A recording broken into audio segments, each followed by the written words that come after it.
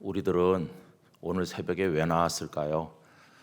한마디로 말하면 출석표 내러 나온 건 아닐 것이고요. 하나님 없이는 못 사는 사람이니까 나온 줄로 믿습니다. 우리는 모든 순간, 모든 상황에 있어서 언제나 하나님 앞에서 사는 사람입니다. 하나님은 우리의 삶을 가능하게 하시는 분이시고 또 우리의 삶에 목표를 주시는 분이시고 그 삶으로 나갈 수 있도록 매 순간 도우시는 분이시고 또 나중에는 하나님 그분 자신이 우리의 삶의 목표가 되어주시는 분이십니다. 그래서 하나님을 우리 인생에서 빼놓으면 남는 게 뭐가 있을까요? 그래서 우리는 하나님 없이는 못 사는 사람들이기 때문에 새벽이든 밤이든 하나님 앞에 달려 나올 수밖에는 없는 사람들입니다.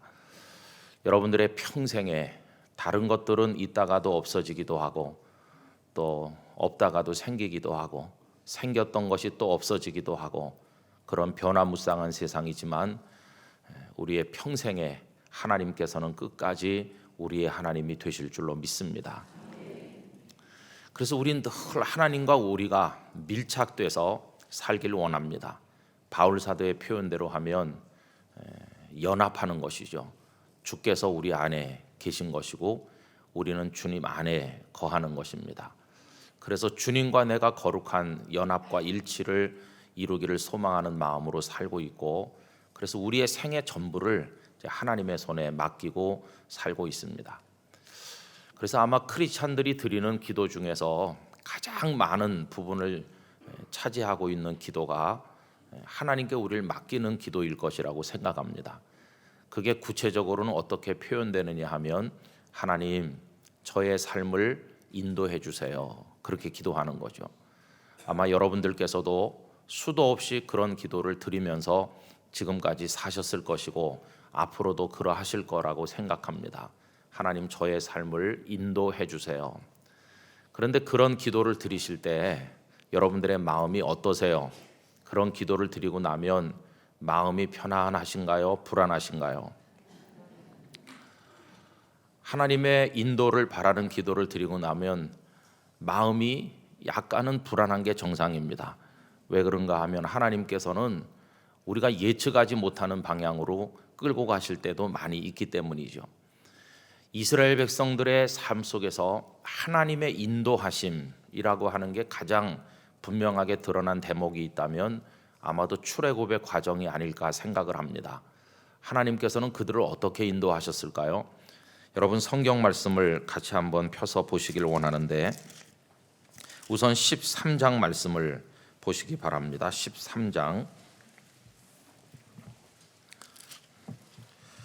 20절로 22절까지 말씀을 보십시오. 제가 신방 가서 이 말씀을 읽어드리면 싫어하는 교인이 단 한 명도 지금까지 없었습니다. 그만큼 매력적인 본문이라는 뜻이죠. 그들이 숫곳을 떠나서 광야 끝 에담에 장막을 치니 이 말씀이 이제 드디어 그들이 애굽을 출발해서 광야로 나간다 그런 뜻입니다. 430년 동안 살았던 그 애굽을 벗어나는 역사적인 순간이죠. 그런데 그들 중에서 광야를 경험해 본 사람은 한 사람도 없습니다. 있다면 모세 한 분이 있었을 뿐인데 모세도 미디안 광야에 40년을 살아보긴 하지 않았습니까?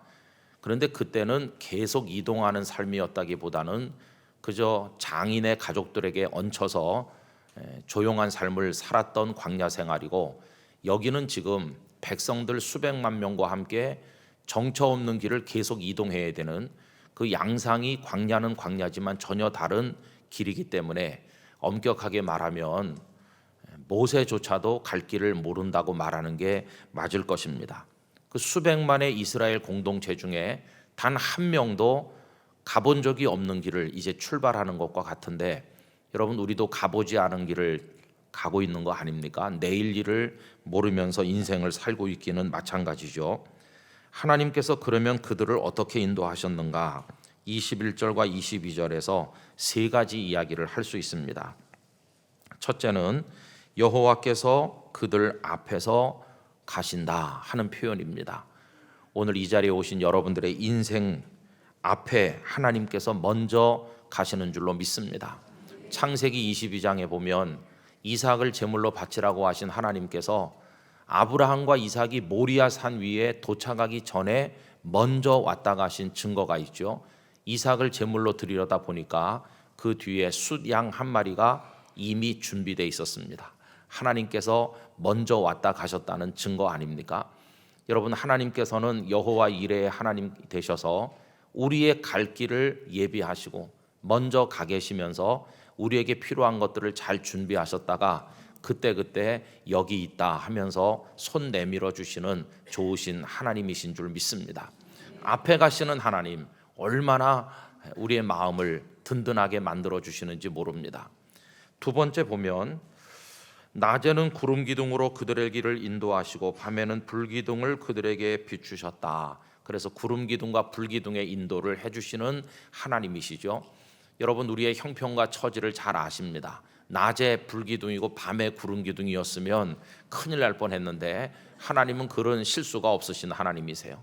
낮에는 구름 기둥으로 차이를 펼치듯이 뜨거운 햇빛을 막아주시고 밤에는 춥지도 않도록 어둡지도 않도록 불 기둥을 보내주신 하나님이세요. 하나님께서는 우리가 우리를 아는 것보다 우리를 더 정확하게 우리의 속과 겉을 다 알고 계신 하나님이십니다. 우리의 필요를 따라 적절하고도 아주 정확하게 그 시점에 맞춰서 은혜를 주시는 하나님이십니다. 그리고 세 번째로 하나님은 어떤 분이신가? 22절에 보니까 낮에는 구름 기둥 밤에는 불 기둥이 백성 앞에서 떠나지 않았다는 것입니다. 하나님께서는 그들이 가는 모든 길에 과거뿐만 아니라 현재도, 현재뿐만 아니라 우리의 생애가 끝나는 마지막 순간까지 하나님께서는 우리와 함께 하실 하나님이신 줄로 믿습니다. 이 말씀을 읽어드리고 축복 기도를 하면 신방받는 모든 가족들이 다 같이 기뻐해요. 이 말씀이 너무나 좋다고 다 빨간 줄 치고 그렇게 해서 좋아해요. 그런데 좋은 것도 잠깐입니다.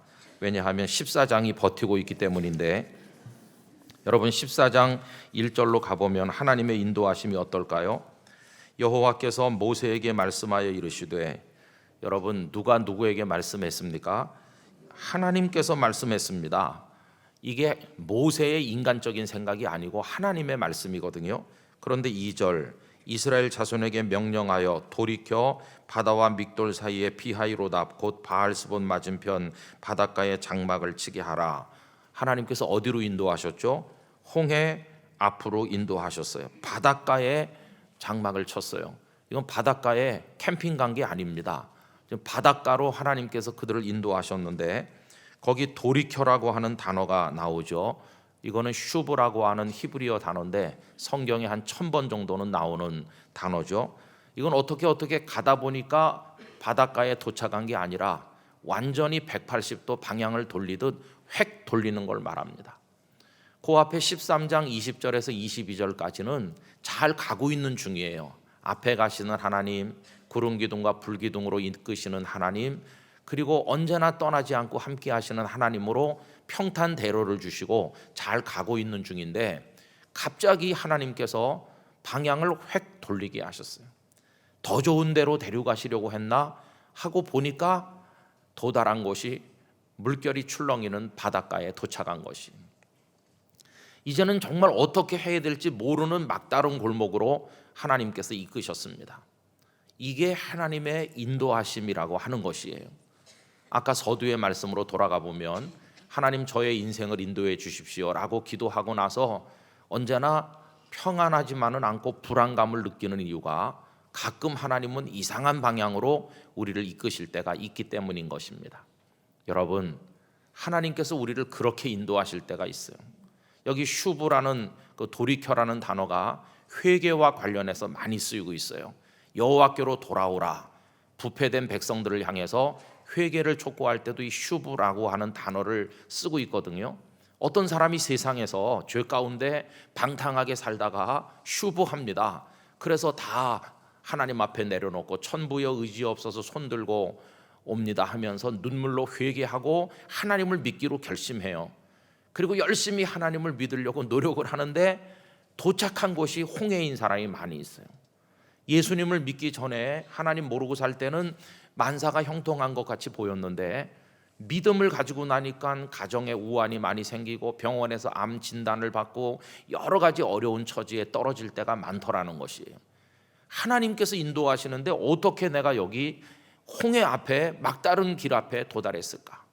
여러분, 양쪽은 막막한 사막이고 뒤에서는 애국 군대가 병거 600승을 앞세우고 이스라엘 백성들을 다시 끌고 가려고 모래먼지를 일으키면서 추격해 오고, 그들 앞에는 어떻게 해볼 수 없는 망망대해가 가로막혀 있는 그런 막다른 골목에 도달했다는 것입니다. 그런데 그게 모세가 스스로 판단해서 나타난 결과가 아니라 1절에 있는 것처럼 여호와 하나님께서 모세에게 말씀하셔서 그렇게 되게 하셨다는 겁니다. 여러분, 여기서 우리는 하나님을 원망하게 되죠. 하나님, 제가 하나님을 잘 믿고 살려고 하는데 도대체 왜 이러세요? 나한테 왜 이러시는 겁니까? 이런 원망이 터져 나오지 않겠습니까? 그런데 여러분, 그 결과가 뭘까요? 그 바닷가에 도착하지 않았으면 상상도 못할 엄청난 일을 그들이 경험하지 않았어요. 그게 뭡니까? 바다가 갈라지면서 그 바다를 마른 땅처럼 건너는 누구도 생각해 볼 수 없는 일이 눈앞에 하나님의 전능하신 능력을 통해 나타나니 그것이 이스라엘 백성들에게 잊을 수 없는 하나님 사랑의 징표로 남게 된 거 아닙니까? 여러분, 평탄한 길로 그냥 무덤덤하게 가는 쪽을 선택하시겠어요? 드라마틱하게 극적인 하나님을 만나는 이런 길을 선택하시겠어요? 에이, 목사님, 나는 그냥 평탄하게 살다 죽을래요. 그쪽을 선택하시겠어요? 아니면 이야, 하나님이 살아계시구나, 하나님이 이런 하나님이셨어, 이걸 막 짜릿하게 경험하는 그런 인생을 선택하시겠어요? 이 백성들이 홍해를 건넌 사건은 구약 성경 내내 반복되면서 하나님께서 어떤 하나님이신가를 이야기할 때마다 계속해서 등장했던 것이 홍해를 건너게 하신 하나님이세요. 어떤 민족도 경험해보지 못한 깜짝 놀랄 만한 일을 그날 새벽에 그들이 경험한 것이죠. 얼마나 놀라웠을까요? 여러분, 물이 벽을 만들고 그 가운데로 걸어가고 뒤에서 애국군이 따라올 때는 좀 불안했지만 그들이 다 건너자마자 물이 다시 합쳐지면서 애국 군대가 몰살하는 걸 보면서 애국과 430년 동안에 있었던 모든 은원 관계가 그걸로 완전히 종식되고 문자 그대로 새로운 세대가 열리는 걸 볼 때 그들이 얼마나 감격을 했겠습니까? 여러분, 이 홍해는 그래서 하나님의 어떤 현장 학습의 교실과도 같은 곳이었어요. 무엇을 가르쳐 주시는가? 하나님이 어떤 하나님이신가를 똑똑히 배우게 하는 교실이었어요. 하나님께서 얼마나 그들을 사랑하고 계신가를 보여주는 교실이었어요. 그러면서 하나님만 우리와 함께 계시다면 두려울 게 없다고 하는 것을 그들 가슴 속에 각인시켜주는 교실이 이 홍해라고 하는 자연이었어요. 하나님께서는 홍해라는 교실을 통해서 말로 설명해서는 그들이 도저히 배울 수 없는 하나님이 어떤 분이신가 하는 걸 그들에게 살아있는 교훈으로 새겨주신 것을 알 수가 있습니다. 그래서 여러분, 15장에 넘어가 보면 찬양이 나옵니다. 모세가 찬양을 하고 또 백성들이 또 미리암이 여인들과 악기를 연주하면서 찬양하는 이야기가 쭉 나오는데, 이 15장에 나오는 찬양은 순도 100%의 감사의 찬양입니다. 죽을 고비에서 살아난 사람들의 찬양이기 때문에 뭐 억지로 찬양을 한다던가 체면으로 한다던가 그런 찬양이 아니라 막 기뻐 뛰면서 그 속에 감사 100%, 정말 감격이 100%, 기쁨의 눈물이 줄줄 흐르면서 막 서로 얼싸안고, 야, 우리가 홍해를 통과하다니, 홍해에서 살아남다니, 그리고 적들이 다 여기서 몰살당하는 걸 보고 이제 과거와 완전히 단절하고 새로운 미래를 향해 나가게 됐구나. 여러분, 우리가 평생을 살면서 순도 100% 감사의 찬송을 평생 몇 번이나 하나님 앞에 드린다고 생각하십니까? 아마 말기 암으로 며칠 안 남았던 사람이 기적처럼 고침받으면 그때 감사할 수 있을까요? 그런 감사를. 여기 15장의 감사는 그런 의미에서 놀라운 감사였음을 우리가 알게 됩니다. 기쁨 충만해요. 감격했어요. 이제는 세상에 아무것도 부러울 게 없을 것 같이 됐죠.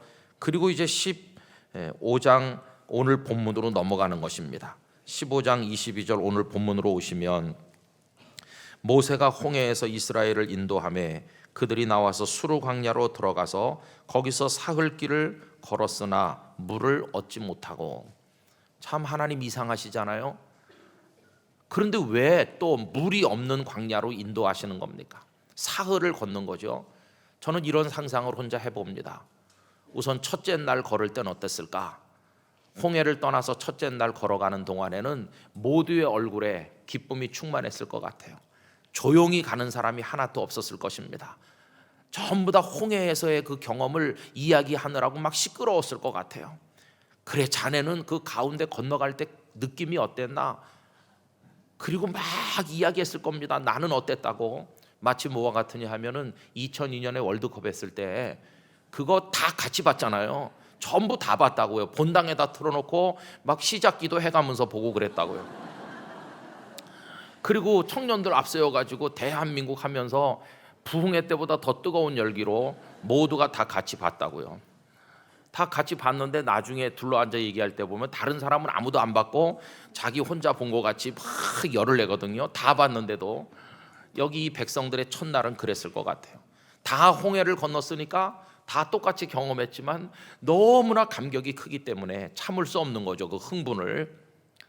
둘째 날쯤 됐을 때는 어땠을까? 약간 조용해졌을 것 같아요. 왜냐하면 노인을 모시고 아이를 데리고 그 수레를 끌면서 짐승들을 몰고 광야를 걸어가는 게 그렇게 소풍 가득 가벼운 건 아니잖아요. 다리가 아프기 시작하고 햇빛이 뜨겁고 견디기 힘든 어려움이 계속 찾아오니까 아유, 만만치 않네. 그러면서 힘들어하는 사람들이 생기고 말수가 조금씩 줄어들었을 것 같아요.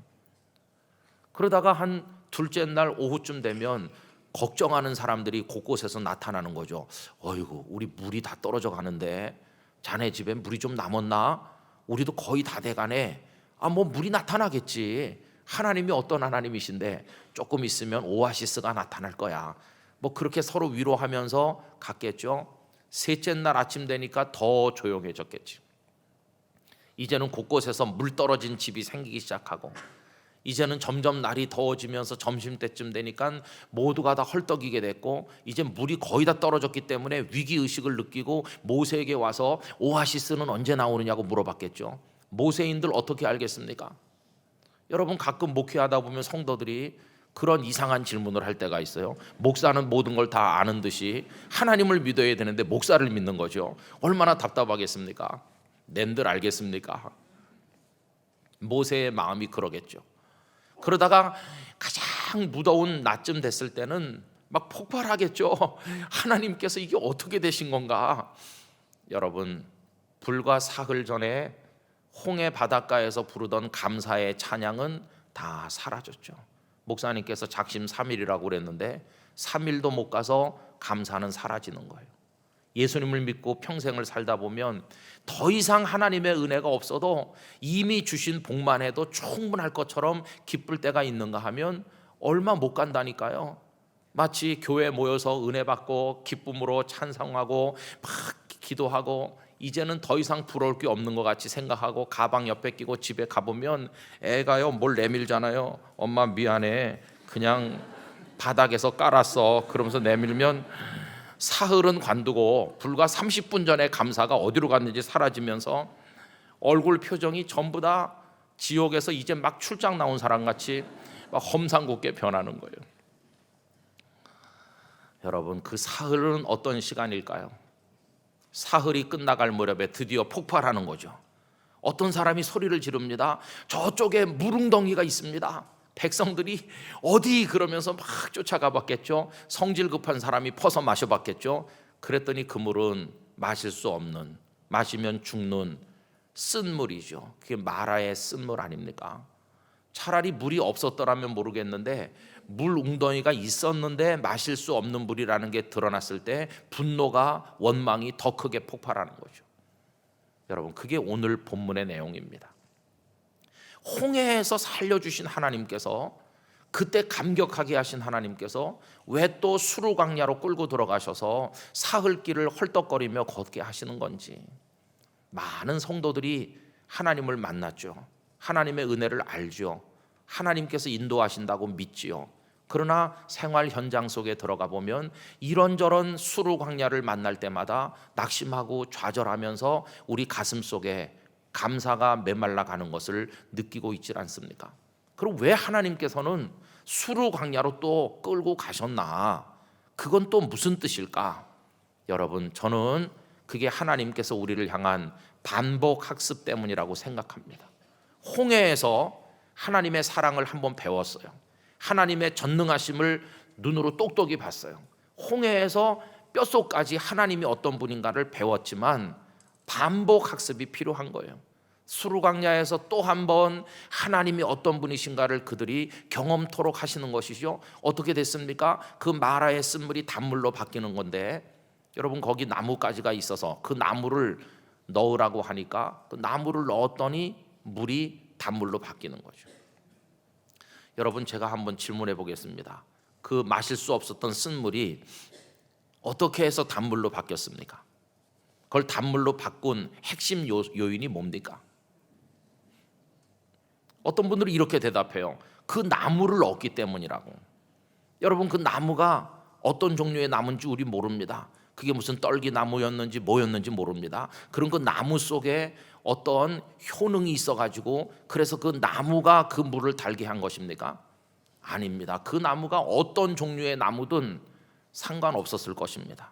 그 물이 쓴물에서 단물로 변한 건 나무가 가진 어떤 자연적인 효능 때문이 아니라 나무를 넣으라는 하나님의 말씀에 순종했기 때문입니다.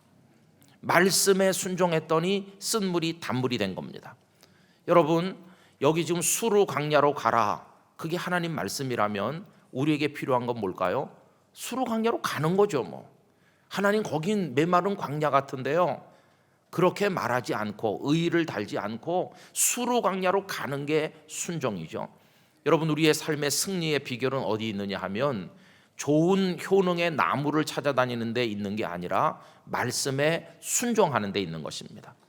순종해서 수르 광야를 걸으면 고통스러운 길인 것처럼 보여도 나중에 가보면 기쁨과 감사의 길이 될 것입니다. 순종함으로 나무를 넣으면 쓴물이 단물로 변하게 될 것입니다. 그래서 오늘 말씀의 핵심은 어디 있느냐 하면은 말씀에 순종하느냐의 여부, 그게 오늘 본문의 핵심인 것이죠. 여러분, 오늘 말씀 어딜 보시느냐 하면 25절 말씀 보십시오. 26절 말씀 보십시오. 이르시되 너희가 너희 하나님 나 여호와의, 그 다음에 뭐라고 했습니까? 말을 들어 순종하고 내가 보기에 의를 행하며. 하나님 앞에 의를 행하는 게 뭘까요? 다른 말로 바꾸면 말씀에 순종하는 거죠. 그 다음에 똑같은 내용이 반복되죠. 내 계명에 귀를 기울이며 내 모든 규례를 지키면, 한마디로 뭉뚱그려서 말하면 내가 주는 모든 메시지에 아멘으로 순종하면 하는 뜻이죠. 그러면 애굽 사람에게 내린 모든 질병 중 하나도 너희에게 내리지 아니하리니 나는 너희를 치료하는 여호와임이라고 말씀을 하신 것입니다. 결국 사흘길을 그들이 수르 광야에서 걸었는데 그 사흘길을 어떻게 해석하느냐 하는 것이 관건임을 알 수 있습니다. 여러분, 사흘길은 어떤 길입니까? 방황입니까? 아무 의미 없이 그냥 떠돌아다닌 허송세월의 사흘이었나요? 아닙니다. 그 사흘은 헛된 시간이 아니라 하나님의 인도하시는 시간이었습니다. 목이 말랐고 몸이 무거웠고 다리는 아팠고 답답했고 물이 언제 나타날지 몰라서 불안했고 염려가 많은 길이긴 했으나 그 사흘길도 하나님의 인도였음을 깨닫는다면 나를 인도하신 하나님 감사합니다, 이렇게 고백할 수 있어야 되지 않을까요? 여러분, 우리의 인생은 이 수르 광야의 사흘과도 같습니다. 지금 여기 성도님들도 사흘길, 여러분의 인생길을 걸으시면서 지금 둘째 날쯤 걷고 계신 분도 계실 것이고 어떤 분은 지금 셋째 날에 접어들어서 견디기 힘든 상황에 계신 분들도 있을 겁니다.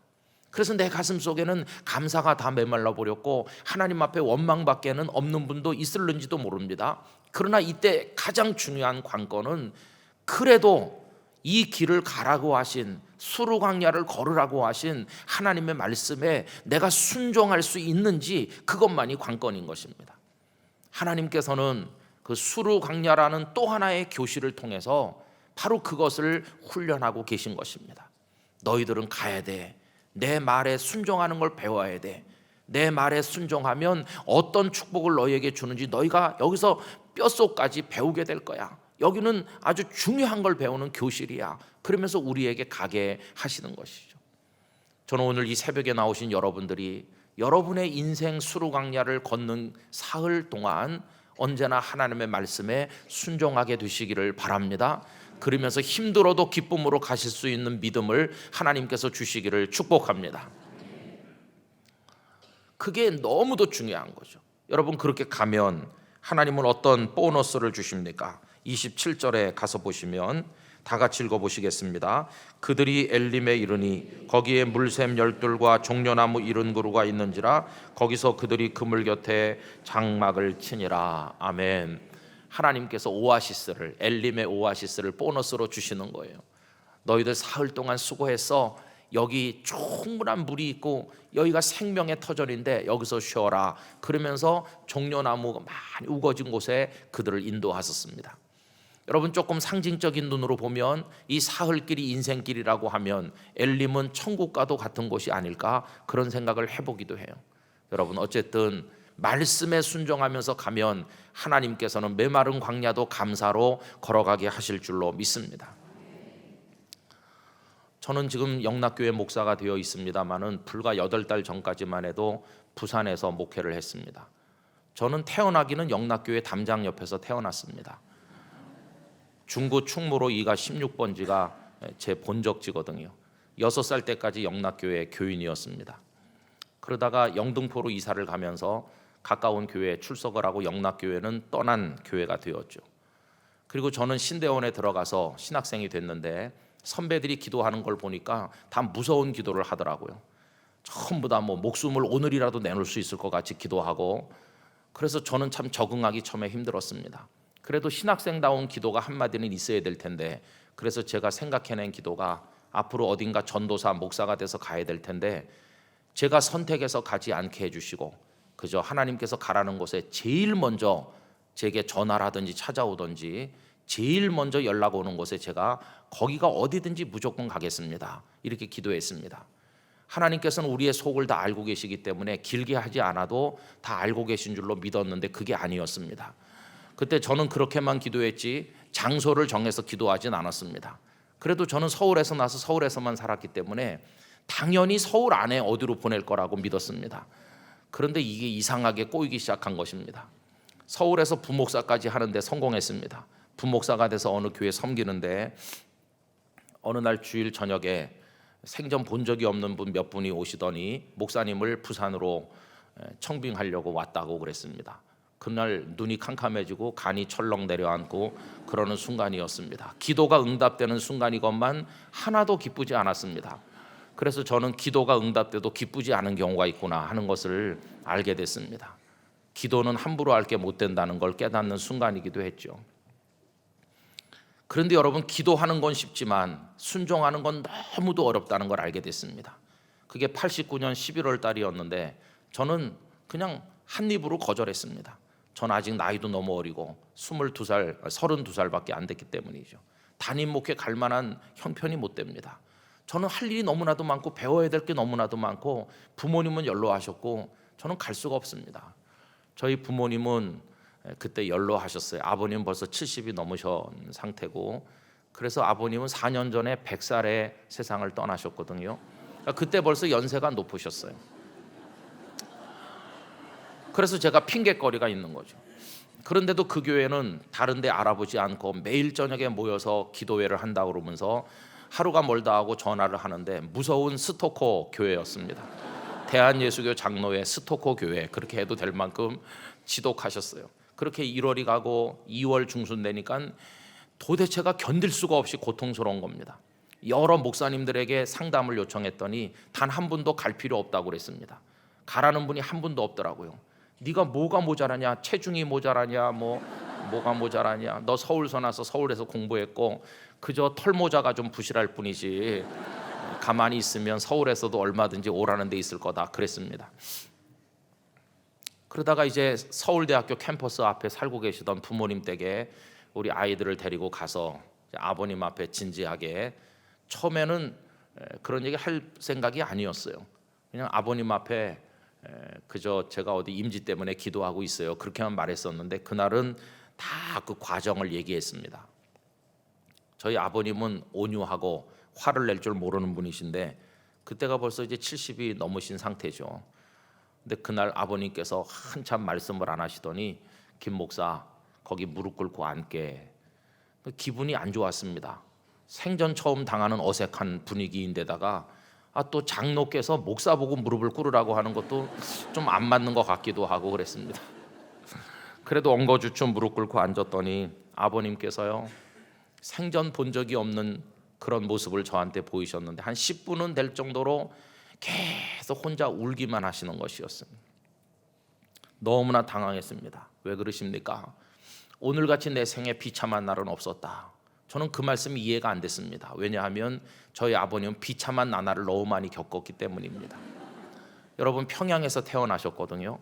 그리고는 태어나서 4년 후에 아빠를 잃으셨고, 그리고는 어머니는 동생을 얻고 친정에 가서 다른 데 시집 갔기 때문에 엄마도 잃으셨고, 그리고 할머니 할아버지 손에서 컸지만 할아버지도 12살에 세상을 떠나셨고, 할아버지는 한문만 배우면 된다고 하면서 학교를 보내지 않아서 저희 아버님은 학교 입학해 본 적도 없습니다. 그리고 이제 할아버지가 12살에 돌아가시니까 생계 능력 없는 할머니와 둘이 남겨졌는데 바단댁이 없고, 12살부터 아버님은 머슴살이도 하고 안 해본 일 없는 고생을 하셔서 죽도록 고생하면서 할머니를 부양했습니다. 18살에 조그만 땅을 하나 샀는데 너무너무 기뻤다고 그럽니다. 그리고 나서 어떤 분과 결혼을 해서 딸 넷에 아들 셋을 낳고 일제 말기에 교회에서 안수집사가 되고 가장 행복하게 잘 살았는데 6.25 전쟁으로 그 모든 처자식을 다 잃어버리고 단신월남하셨습니다. 하루에도 수십 번씩 죽고 싶었지만 하나님을 믿지 않았더라면 죽었을 텐데 하나님을 믿는다는 것 때문에 버티신 것이죠. 그러다가 떠돌아다니시다가 사람들이 이렇게 살면 안 되니까 휴전선이 언제 열릴지 모르니 재혼을 해야 된다. 그래서 강원도 철원이 고향인 방앗간집 딸을 만나서 재혼을 했습니다. 그래서 서울 중구로 자리를 잡고 살게 되시고 영락교회를 출석할 때 제가 태어난 것이죠. 그리고 2년 후에 제 동생이 태어났습니다. 제 동생이 태어나던 그날 아침에 동생은 태어났고 낮에는 엄마가 세상을 떠났습니다. 난산을 해가지고, 그때는 병원에서 아기를 낳는 게 아니라 집에서 낳는 경우가 많다 보니까 조그만 단칸방에 2살짜리 철 모르는 제가 있고 아침에 나온 피덩이가 있고 그 옆에는 아내의 시신이 있는 장면을 여러분 생각해 보세요. 영락교회에서 와서 장례를 해주고, 그리고 제 피덩이 동생은 다른 집에 보냈습니다. 먼 친척 집에, 그 집에서 난 걸로 해서 보내고, 그리고 아버지는 저 혼자 데리고 있다가 얼마 후에 저를 키우겠다는 분이 나타나서 저를 키워주시고, 그 어머니는 6년 전에 92세를 일기로 하늘나라에 가셨습니다. 저희 아버님의 살아온 인생은 너무나 비참해요. 그런데 저보고 오늘이 제일 비참하다고 하니까 제가 이해가 되겠습니까? 도대체 무슨 말씀이 있어요 하니까 나는 수도 없이 죽고 싶었는데 하나님께 왜 살려두시는 거냐고 물었다. 그랬더니 살 이유가 있다고 하시면서 너 하나 목사 만드는 게 네가 살아야 될 이유라고 하셨다. 그럼 네가 목사로 사는 것은 너의 인생일 뿐만 아니라 나의 인생이기도 하다. 그런데 오늘 저녁에 보니까 목사 된 것까지 내가 감사했는데 이렇게 형편없는 목사가 될 줄 몰랐다. 이렇게 수준 이하의 목사가 될 바에는 너는 목회를 안 하는 게 낫겠다. 너는 하나님을 안 믿는 사람이다. 너는 하나님을 믿지 않는 목사야. 목사긴 목사인데 하나님을 안 믿는 거야. 제 마음속에 뜨거운 게 치밀어 오르면서 내가 왜 하나님을 안 믿어요? 넌 지나간 수년 동안 어디서든지 제일 먼저 연락이 오면 가겠다고 기도를 하는 걸 내가 알고 있는데 하나님이 연락을 주셨고, 그럼 넌 지금 그 교회에 가 있어야 되는데 지금 몇 달이 지나도록 안 가고 버티는 게 도대체 뭐냐? 왜 쓸데없이 이 목사님 저 목사님 찾아다니면서 상담을 뭐하러 하느냐? 너는 하나님 앞에 하나님을 믿는 거지. 그날 저는 많은 걸 깨달았습니다. 신대원 과정에서도 배울 수 없었던, 어떤 신학 서적에서도 배울 수 없었던 하나님을 믿는다는 게 뭔가? 하나님을 믿는다는 건 하나님의 말씀에 순종하는 거고, 그게 도대체 뭔가 하는 거를 학교 문턱에도 안 가본 아버님을 통해 배웠습니다. 그리고 저는 그 다음날 새벽 기도 때 담임 목사님께 가야 되겠다고 말씀드리고 90년 3월 달에 3월 둘째 주일에 고별 설교를 그 교회에서 하고 셋째 주일에 부산의 그 작은 교회로 부임을 했습니다. 그리고는 28년 동안 그 교회에서 머물러 있었습니다.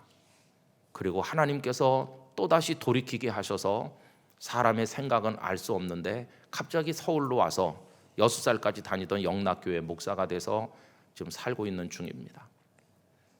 여러분, 하나님께서는 제가 부산에 가 있는 동안에 서울서 직선거리로 제일 먼 곳으로 저를 던지듯이 보내셨지만은, 그러나 거기가 수로 광야인 줄 알았더니 가보니까 쓴물도 단물이 되는 역사를 여러 번 경험하게 하셨고, 그리고 거기서 엘림의 축제를 수도 없이 맛보게 하셨고, 얼마나 행복한 목사였는지. 저는 뛰어나진 않지만, 대단하진 않지만 어디 가서도 말하는 것은 대한민국에서 제일 행복한 목사일 거다, 그런 얘기는 늘 했었습니다. 여러분, 어떤 수로 강야를 하나님께서 걷게 하실지 우리는 알지 못합니다. 그러나 그 사흘 동안 방황한 게 아닙니다. 그 사흘만큼 가나안 땅이 가까워진 것입니다. 그 사흘 동안에 대한 감사가 우리 속에 있어야만 되는 것입니다. 가데스 바네아와 이곳에서의 차이는 뭘까요? 정탐꾼 12명을 보낸 그 가데스 바네아는 아예 가나안 땅으로 안 가려고 그랬습니다. 돌이켜서 애굽으로 돌아가겠다. 거기가 가데스 바네아였죠. 그런데 여기는 수르 광야는 힘들어서 불평은 하지만 그래도 가긴 갔습니다. 가긴 갔어요. 여러분, 힘들고 어려워도 마음으로 선뜻 하나님의 인도하심에 동의할 수 없을지라도 일단 가시기 바랍니다. 울면서라도 가셔야 돼요. 무조건 가다 보면 하나님은 쓴물이 단물되게 하시고 여러분들을 엘림의 그늘 아래로 인도해 주실 것입니다. 그래서 우린 울면서도 감사하고, 가슴이 아프면서도 감사하고, 목이 말라 허덕이면서도 감사하고, 쓴물을 만나 좌절을 겪으면서도 감사하고, 이 사흘길의 감사를 제대로 할 수 있을 것인가, 거기에 우리의 믿음이 좌우된다는 걸 깨닫게 되는 것입니다. 여러분, 하나님은 절대로 실패하지 않으시는 하나님이십니다. 쓴물이 단물되고 엘림에 도달했을 때 백성들이 그러면 그렇지 우리 하나님께서 우리를 버릴 리가 있나, 홍해에서의 감격이 다시 한번 재현되면서 이 교실에서 한번 배우고 이쪽 교실에서 한번 배우면서 그들 속에 굳어지는 확신, 과연 하나님이시다, 위대하신 하나님이시다, 이제부터 나는 하나님만 바라보며 살리라, 그렇게 되지 않겠습니까? 이런 놀라운 은총이 여러분들에게 충만하시기를 주님의 이름으로 기원합니다. 기도하겠습니다. 아버지 하나님, 사흘길은 결코 방황이 아니라 하나님의 인도하심이었고 감사가 있는 길인 줄로 믿습니다. 저희들도 그 사흘길에 감사를 하며 인생길을 걸어 엘림의 축복을 누리게 하여 주옵소서. 예수님의 이름으로 기도드리옵나이다. 아멘.